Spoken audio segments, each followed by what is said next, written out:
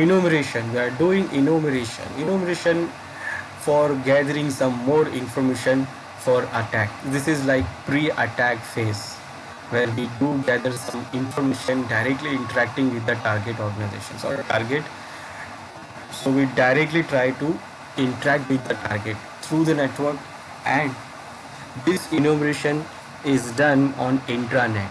That means we can do this from the internal network. Now first, NetBIOS enumeration. We have seen enumeration through the NetBIOS protocol. It is a Windows proprietary, so it uses on Windows to do the name resolution for sharing folders name. Also it uses NetBIOS for name resolution. Also it uses the NetBIOS over SMB over NetBIOS. SMB is the protocol which uses the share folders to for the using of share folders for sharing the folders in Windows. For NetBIOS enumeration, we have multiple different tools. This is one of the tool called PS Tools. This is, you can download it from Microsoft site, official site. This is for the administration, for administrator to administrator the to manage the network resources, to manage the network servers from the single location. We can use this tool to execute the application, list the process, see the files, see the logged on users, get the SID of the user, PS log, get the logs of the other machine, PS kill to kill the process, PS info. We can do shut down the machine from remote location also. This is our server. The server name is server 1 and the IP address of the server is 192.168.0.150. Now we'll try to enumerate this server with the PS tool from the Windows 10 machine. And remember, it is having a domain and the domain name is tech.com. And now this is our Windows 10 machine where I have downloaded the PS tool, and this is all command line tool. So we'll go to CMD, you will go to the directory where the PS tools are there. So these are the all PS tools we have. So we can use these tools to get informations. For example, I want to get the information of the process running on the remote machine. So I will use PS list and then other machines IP. And you see it is showing all the process running on that server, on this server. So these are the all process running on that server, and we are getting it from remote machine. And remember, we are getting it from this remote machine, and this machine is not the member of that domain. It is actually only in the domain, it is only connected to the machine, it is only connected to the network, but it is not the part of the domain. If you go to, if you see this machine's property, it says that this machine's name is this Win1, and is it in the domain? So it is not in the domain. We can check by this. So right now it is in work group, and work group name is Sai, and it is not in the domain. It is not the part of the domain, but still we can get the information from the server by using this PS tool. We can see the process by using this PS list command, and if we want to kill some process, then we can kill by using PS kill command. PS kill with the process ID. -H will show you the options for that command.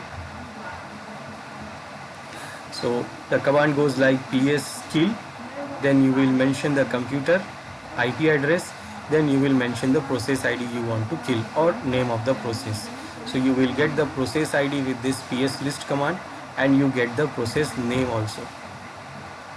So by reading this process name, we can identify the antiviruses and firewalls running on that system, the services running on that system. We can see all of this. Like this says that there is a DNS service running on that server. We want to kill this, then we can just kill the process, or we can just kill it from here.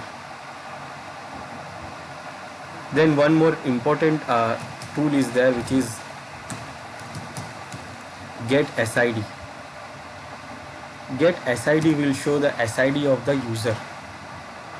It will show the SID of that user of that domain controller. Let's say I will go for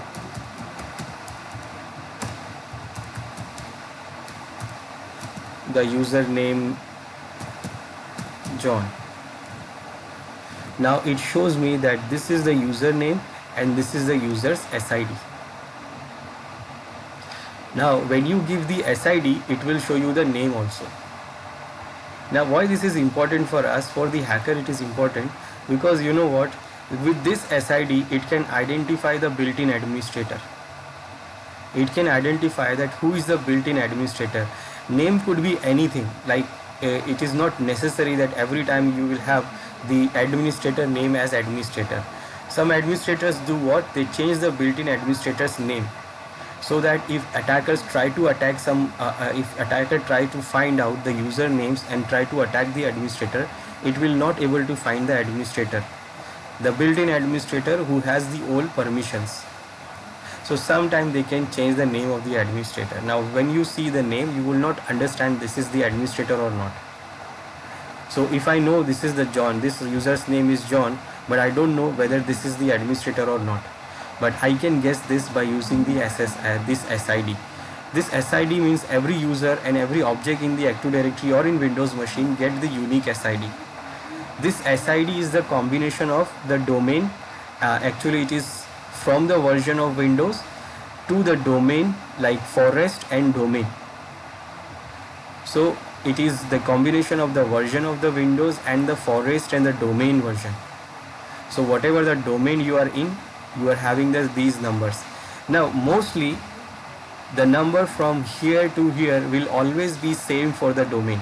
Like if your user is in the domain, like this user is in the tech domain, so every user in the tech domain will have the same SID till here. So the unique SID for the user is start from here. This is the actual SID of the user, and this is the combination of the version and the domain forest, like child domain, parent domain and whatever. But this is the actual SID of the user. Now how we will know that what is the SID of administrator, what is the administrator and who is the administrator? By getting the SID. Now I know the SID here with this user. That means I know the whole SID of the domain, and this is the SID of that user. Now what I will do, I will copy this and I will use the same command. Now this time I will not give the name, I will give the SID. So when I give the SID, it will show me the username, and it is showing the same username here. Now how do I know that this is administrator or not? So every time, remember, by default in Windows machine, whatever the name of the user, if the user's SID is 500 here, that means it is an administrator. So administrator's SID always you will see here 500. So this will be same, that means the whole number will be same for the domain, but the built-in administrator's SID will be 500, and every normal user's SID will start from 1000.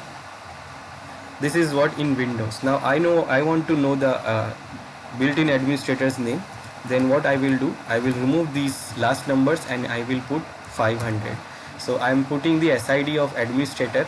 I know the number will be 500, so it is going to show me the name, and it is showing the name is administrator. So that means this is the administrator user, this is the built-in administrator user. Now if I want to do some attack, then I will try to do on this user, because doing on this user is not helpful, because this is the normal user, will not get more privilege. But when we do the attack on the main administrator, we will get more privilege. So we will not waste our efforts on this user. We can put our all efforts to do something on this user. So this is also important important command for us, and same as the other commands are also there, which you can use to check the shares, to check the other informations, that PS commands.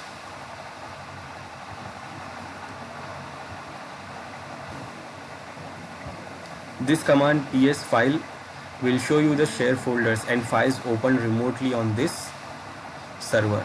This is the share folder srv the folder is open, and this is in the read mode because somebody is open the folder and it is in read mode.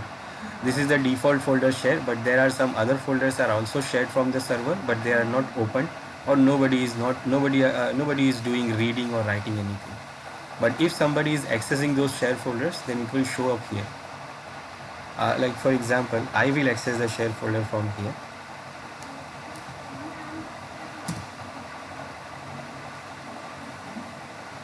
These are the other share folders: data share, my share, net logon. It is not having a permission.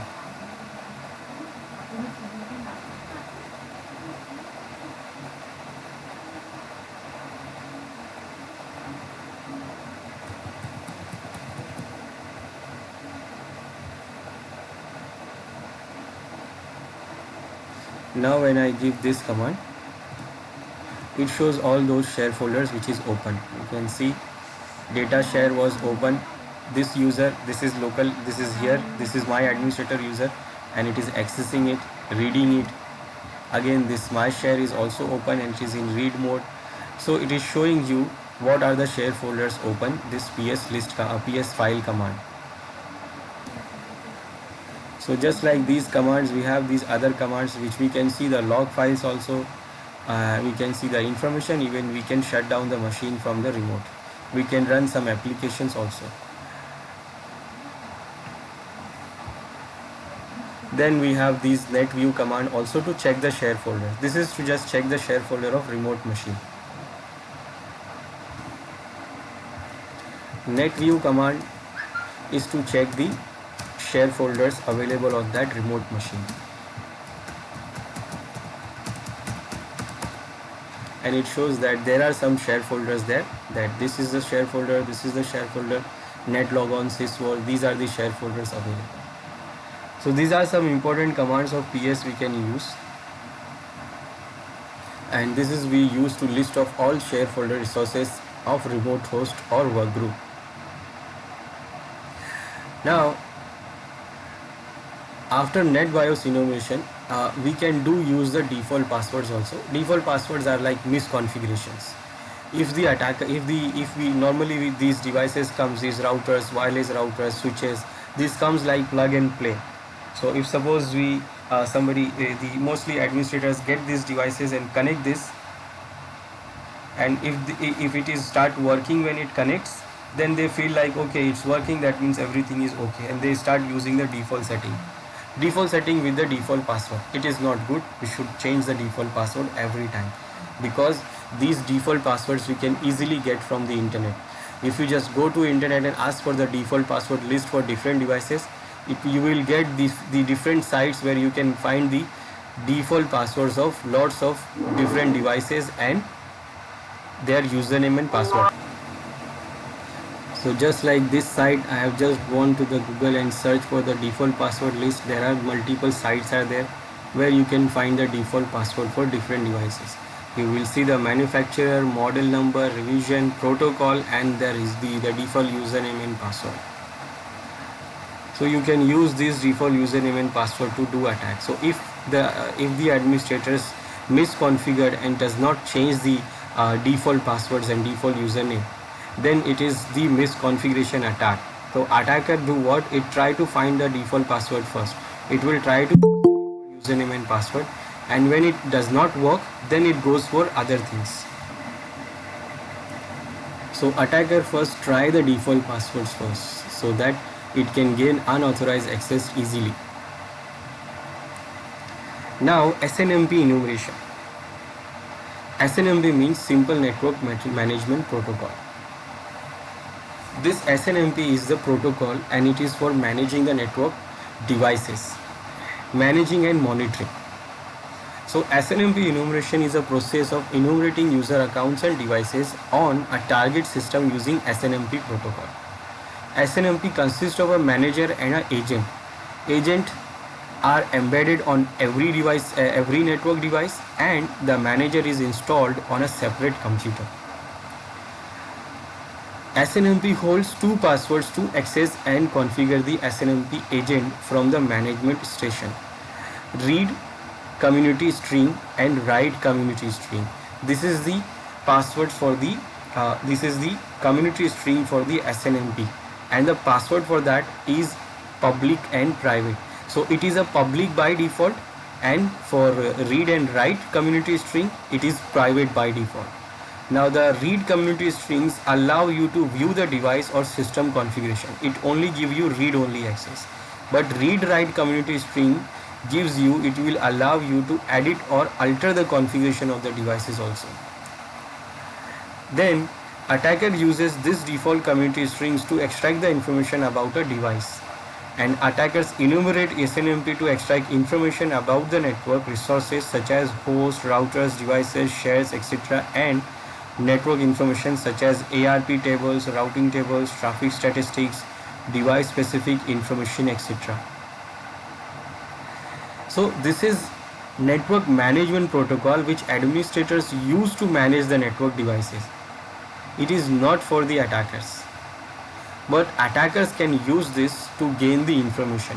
Now how it works and how administrator use this to manage and monitor the network devices. First, SNMP is a management protocol. It has two agents. First is the SNMP agent which is installed on the network devices. Now some network devices is installed by default, the agent is installed by default, SNMP agent, and some devices we have to install. Now in some devices it is by default enabled, and in some devices we have to enable it manually. Now when it is enabled by default, it is on default setting. Remember, default settings and default configuration, that means it everybody knows that. And by default we all know that default password for the community strings, the read community string, that means the read write, when you have a read permission with the SNMP, the password for that is public, and you want to get the read write, then the password is private. This is the default one, and this is for every SNMP device. Now these device agents will be installed on the machine, on the network devices. Now what administrators do, they sit on their machine. Now they don't have to go to every machine to look for the devices, resources and information. Like for example, if I want to check the network status of multiple devices in our machine, in our network, then I have to go to each and every device to check their network status, check their hardware status, to check their services, to check the hard disk status of those machines. Now if the administrator has lots of machine in the network, he does not want to go to each and every machine. So for monitoring it from the centralized location, administrators use this SNMP protocol. It uses the SNMP protocol to manage it from centralized location. Now what you do here, you install the agents into all the devices in the network. Some of the devices are already there, are already installed. Some of the devices you install the agent, and then some of the devices you just have to enable it, and some of the devices are already enabled with the default setting.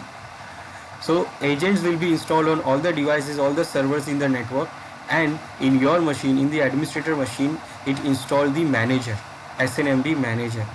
Then from the SNMP manager, it uses to send the SNMP information. It will ask the SNMP information with those agents. Like for example, if suppose I want to know what is the status of the hard disk of that other machine, then I will send the request, SNMP request for the device information, and then that device itself send the information to my manager. So it do what? By using the community string info. This is the IP address of these machines. What it is doing here, it is send the request for the active session community string with this info. Then it will active session confirmation information, number of the session to common info, and this is the IP address of that. So this is the information, it is going here and here. This is the managers. Now, if the community string does not match with the string stored in the MIB database, host Y will send a community string to a pre-configured SNMP manager indicating the error. So basically what happened when one host send the information for the community string to the request to the this SNMP agent, and then it does not matches with the database MIB database. This is the software version hard drive space session table. It is actually having all the information about the OIDs of the different devices and services. We'll talk about it. So host Y will do what? This is the agent. It will send a community string to a pre-configured SNMP manager indicating the error. And pre-configured, that means this Z1. And that is what alarm. It is basically saying that if attacker is trying to guess the SNMP string, community string, so it will send the error to the original manager of that SNMP. So this SNMP is actually for getting the information. Now in SNMP, this MIB is also important. MIB means Management Information Base. This MIB is a virtual database containing formal description of all the network objects that can be managed using SNMP. So it is having all the information about the objects can be managed from the SNMP protocol. And also every object has a unique OID. So the MIB database is hierarchical and each managed object in a MIB is addressed through the object identifier, that is OID. So every object, whatever you want to have, like I want to know about some services, so I want to send the I will send the information to the I will send the request to the agent. Now I will send the OID for that object. So if I want to know the information about the hard disk, so I will send the OID for that for the hard disk information. Then the agent will see the object OID and then it will send the information about that object to the manager. So two types of managed object exist. Scalar objects that defines a single object instance and tabular objects that defines multiple related object instances that are grouped in MIB tables. So we have single objects and also we have an objects which is combined with the different objects and it is grouped. So the OID include the type of MIG objects such as counter, strings or address, access level such as not accessible, accessible for notify, read only or read write, size restrictions and range information. Then this SNMP uses the MIB's hierarchical namespace containing object identifiers OIDs to translate the OID numbers into a human readable display. So this is the database where you have all the information about OIDs and their objects.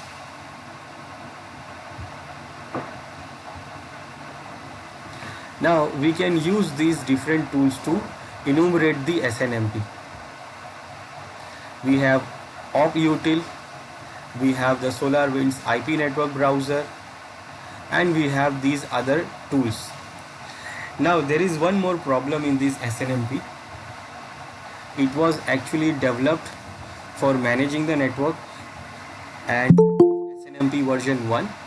Now in that SNMP version 1, so that SNMP version 1 was made without any concern. That means it was not concerned about the security. So there was no security for the SNMP protocol by default. It actually works on UDP, that means no authentication, no session establishment. So it basically works on UDP. Then also there is no encryption between the devices, between the agent and the manager. So the problem with this is that anyone like the original manager or any other fake manager, like attacker can do what? It can install the fake manager in its machine and then it can send the request to an agent and the agent will send the information to that manager also. Because they are not doing any authentication, they are not using any encryption, they are not using any security. That was the problem with the SNMP version 1 and it is start giving a problem for the security. Then SNMP version 2 came. Now SNMP version 2 has a security features, and it do what? It do authenticate. It actually do encryption. That means the data from the agent and the manager, the original manager, is secured with the encryption. So when the encryption key, so if the original manager sends the agent any information request, then the manager agent send the information through the encrypted protocol. It encrypts the data and send the information. Now if any attacker try to send the request for the SNMP agent, then the agent will send the reply, but it will be encrypted, and the agent, the attacker's manager, will not able to understand the information. It was the security feature. It is the security feature available in version 2. But the problem with the version 2 is it is not compatible with version 1. That means if you are having some devices working with version 1, then you are not able to work with version 2. So if you are using version 2 manager and try to manage version 1 devices, then you are not able to manage them. So for managing version 1, you have to use another manager, that is separate SNMP manager for only version 1. Now if you are using two managers, two SNMP protocols, so if one can be compromised and other can also, like if suppose one is compromised with the, it knows the, you will use the same community string. So if the version 1 is compromised with the version community string, then version 2 can also be. Now they have released version 3. Now we have version 3 also, SNMP version 3. Now SNMP version 3 is what? It is having a security feature also, and also it can work with version 1 also. Version 2 can also work because it is already the security feature is already there. So version 2, version 3, version 3 can work with version 2 and version 3 devices also. Then now you don't have to manage separately version 1 devices. But the problem again is that if you are having a version 1 devices in your network, then you have to ignore the security features. That means you are not able to use the advanced security features because the version 1 does not understand it. So there are some problems with the SNMP, and it is useful for the attacker to get the information through SNMP. Now when you get the information from SNMP, it is very much sure, it is very much right information. That means attacker can very much believe it because the device itself sent the information. It is not like we are guessing something or we are doing some third party scanning. It is the device itself sent the information. So we can be very much sure that the information will be right. So what we can do, we can use these different tools to get the information from SNMP if it is there. First we should know that there is SNMP version, SNMP protocol is running or not, and that we can do by using the scan. We can do the network scan by SNMP, and we can check that is there any SNMP protocol is running or not, and then we can try the SNMP enumeration. So first you will do what? You will scan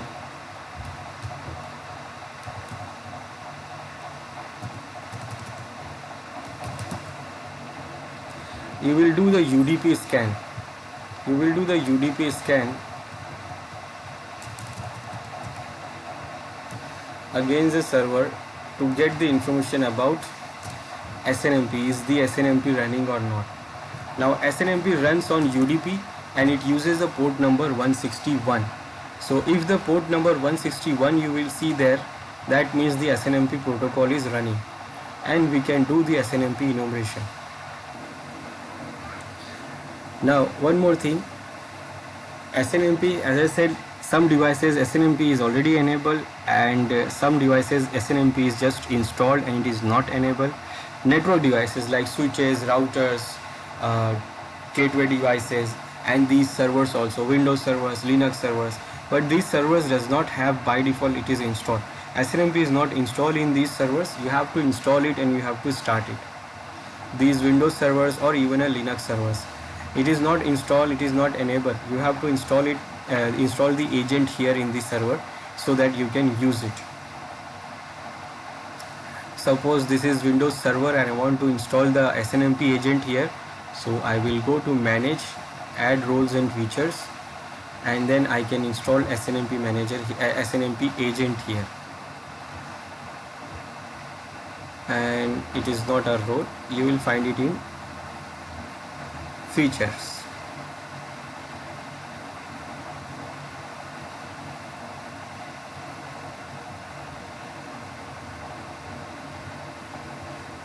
And this is where you will find, this is the SNMP. And what it says here, simple network management protocol service includes agent that monitor the activity in network devices and report to the network console workstation. So it is going to install the manager, agent here.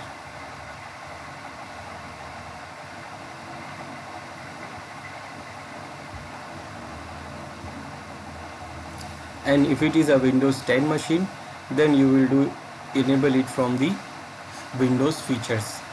So you can enable the SNMP from the Windows features. You will go to control panel, programs, and from there you will go to turn on Windows features, and then you can enable the Windows features from there, SNMP Windows features.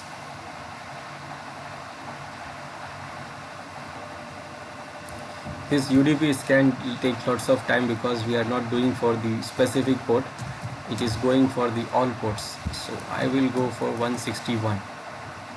I just want to check 161 is there or not.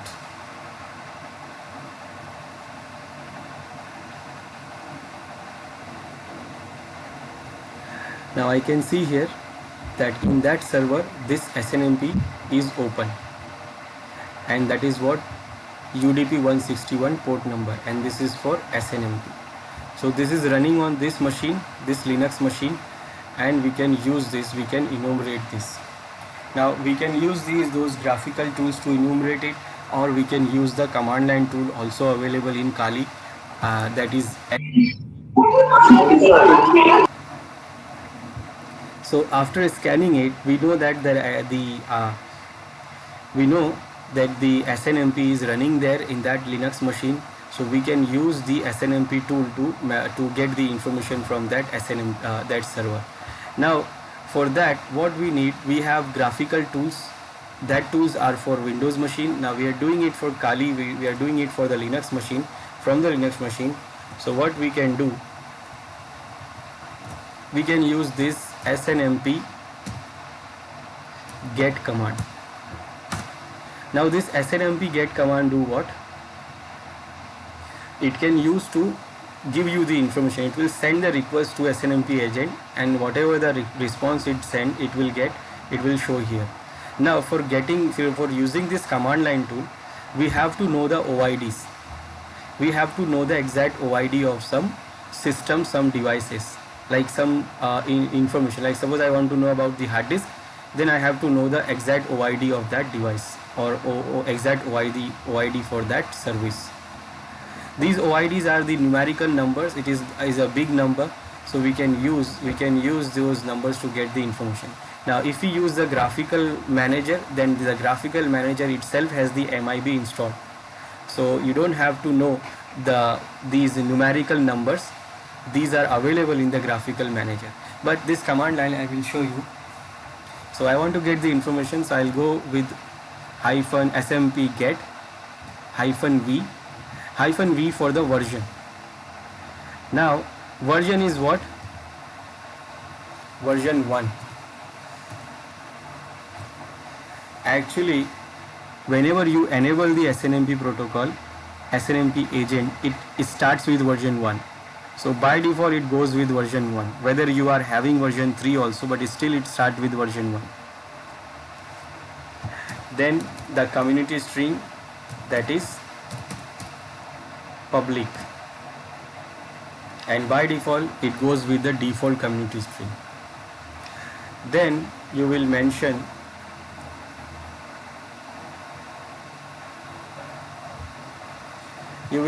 the OID you want to get, or I will get the IP address. Now this command SNMP get for the single object with the single OID, and for that you have to know the exact OID for the thing, for the service or for the object. But if you don't know the exact OID, like if I try this, it is fail, it is not saying this. Now we can use the other command, it is snmp walk.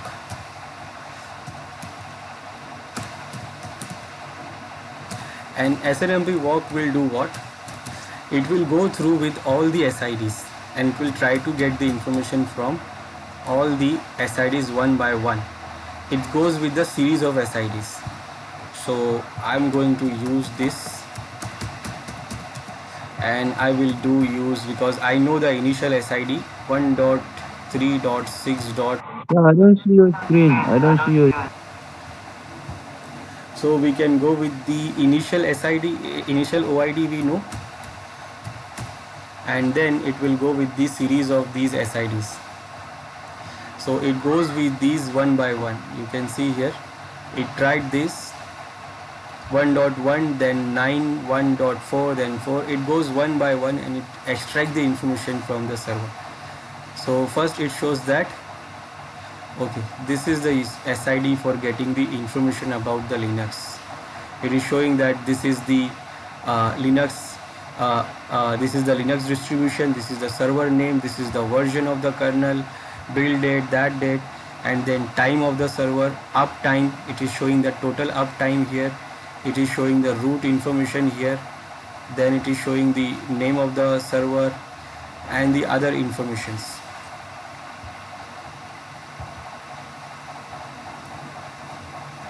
So I know now what is the exact SID. This is the SID to get the exact information, like this one. Now I can use the snmp get command also to get this SID, this information. So SID is 1.3.6.1.2.111.0. So if I use snmp get command, so it is 1.1.0, and you can see the information here. So you can get the snmp list, OID list from the internet. You can search it for it. Now remember, different devices has the different OIDs. Windows devices, routers, switches, Cisco devices, they are having the different SIDs, these different OIDs. And when we enable the snmp, it enables in version 1 and with the default community string. Now in Windows we have installed the feature. Now we have to configure it to get it. So we have installed the feature. Now we have to configure it to use it. So if we want to use it, then we have to configure it with this community strings.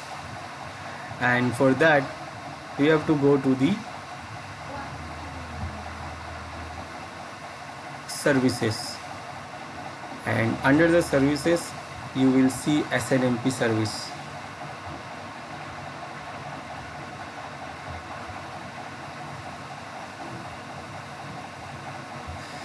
snmp. So this is the snmp service, and here you will go to agent. You have this agent. In the trap you have the community name you can put, and in the security you have to add the community string. So here you have to enable it, you have to add the community string here. Like for example, first it is going to, Windows is not allowing anyone to access it. It is only allowing from localhost. So it is only allowing from localhost. That means if you access it from the remote host, then it will not accept the request. So first you have to allow it to access it from the remote location. Then you have to add the snmp string. So what you want read only access, you want write access also. So depend on you, you can add the access and then you can create your community string. So it is not using the default community string that is public, but when I configured it on Linux, it was using directly community string public, default public. So most of the devices uses the default, we have to change it. So I'm changing it, or I'm using it public same, or maybe I can change it. I will change it to side and add. Default is public and I'm changing it to this side. Now I can enumerate this server also by using the snmp tool. Now again that server, first I will scan for the UDP service port number 161. This is the IP for that server.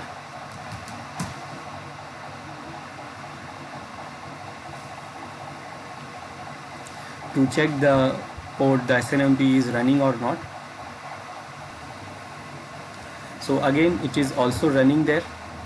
So it is open and it is filtered because you have to access, you have to know the password to access the service, because it is having a community stream. Now we can do what? We can use the SNMP walk command. And again remember, in Windows also, when you enable the SNMP, it also goes by the version 1. The community string I gave this, then the IP address for the server is this. Now the OID, let's try this one.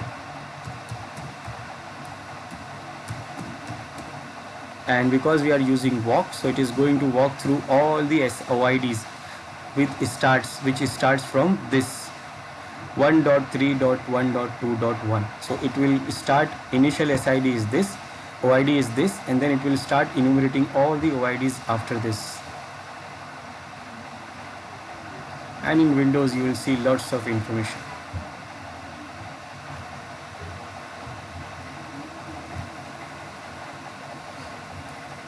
So these are all information, it is lots of, so you have to scroll through all those things to get some information.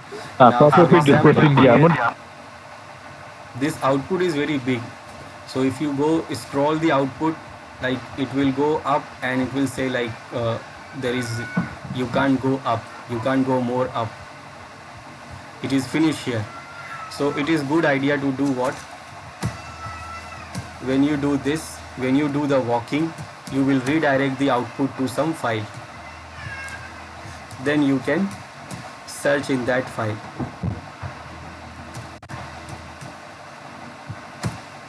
Now it is redirecting all the output to that file, and then after that we can search the file. Now done, then we can open the file and we can go with this information. So this is what the first information it is saying about the information about the hardware of the machine. It is Intel 64 family 6 module, this, very detailed information about the hardware. Windows version, it is showing the Windows version, multiprocessor free. This is the OID, that it is showing the time tick, it is showing the time it was up. This is also very important information, the time it was up, so it has not been shut down till this time. Then the server name, then the other integers informations are there, then there are some hexadecimal integers, strings, then you go down, you will see more informations here, different times.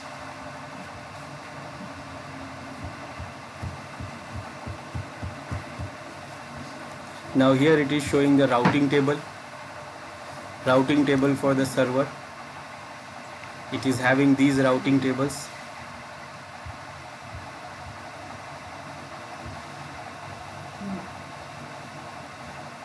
Then it is showing the MAC address also for that, that is actually ARP table. These are all routing table, ARP tables.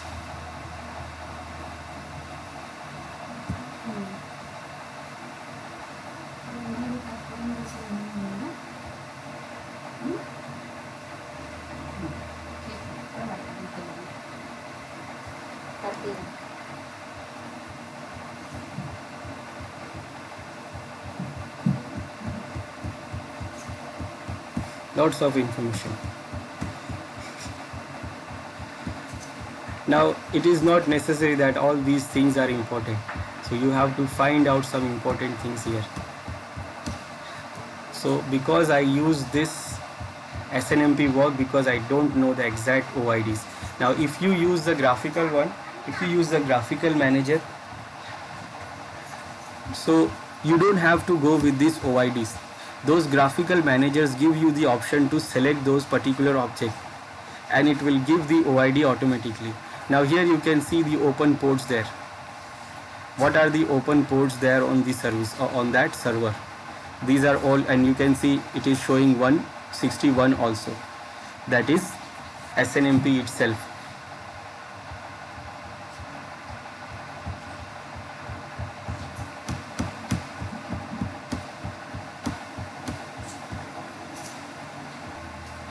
Now here is some important things, like these are the time ticks. Again, the time it is showing here, then it is showing here that what are the drives there.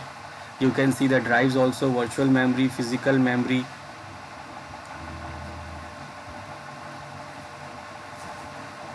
Then these are the different softwares installed there. You can see these are the different softwares installed there.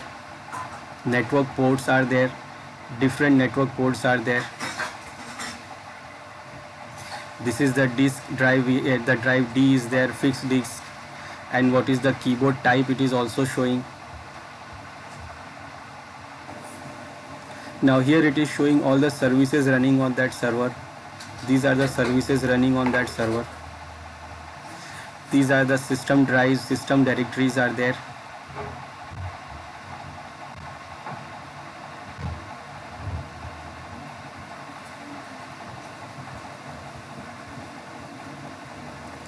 Then these are the installed software. You can see these are the software installed in that server.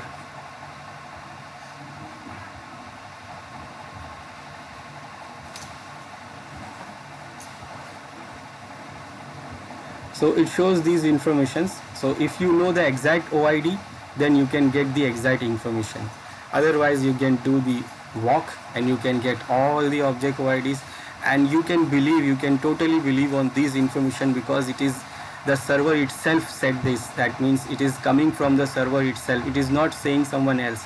It is not, it is, these informations are not coming from somewhere else. It is coming from the server itself. These are the interface there, the name of the interface, type of the interface.